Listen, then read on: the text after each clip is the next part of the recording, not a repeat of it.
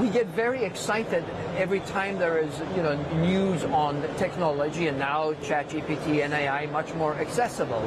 But I think if you look back at the data, we should all hope that we get an amazing productivity boost from this technology, because we've not gotten any major technology boosts from all of the technology over the last 30 years. If you look at our productivity on the whole, it's not been majorly impacted.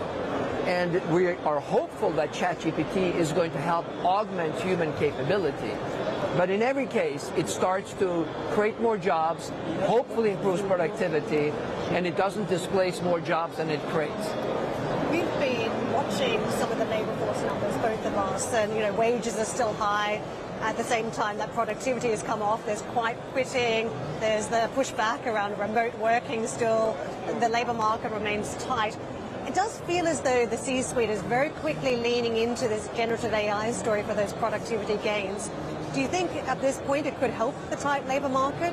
I think it would be very good if we could see a significant productivity improvement. And I think based on what we've seen so far, it has the promise of actually being able to make a step change in a bigger way, because it's more accessible for users and easy to adopt for the users than what other and other technologies have been doing over the last 30 years. So we're hopeful, and it will be a very good thing, because as you say, Karen, productivity is coming off and it's low, and it's at a level which is not sustainable. And that is something we need to address. And in tight labor markets, that's very difficult without technology. I'm going to just keep asking you tough questions that are very hard to anticipate at this point. And remote working, there's been this absolute pushback from some quarters of the workforce. They want to keep it, they want hybrid. But even tech companies that created the technology to enable remote working during the COVID times, they want the staff back.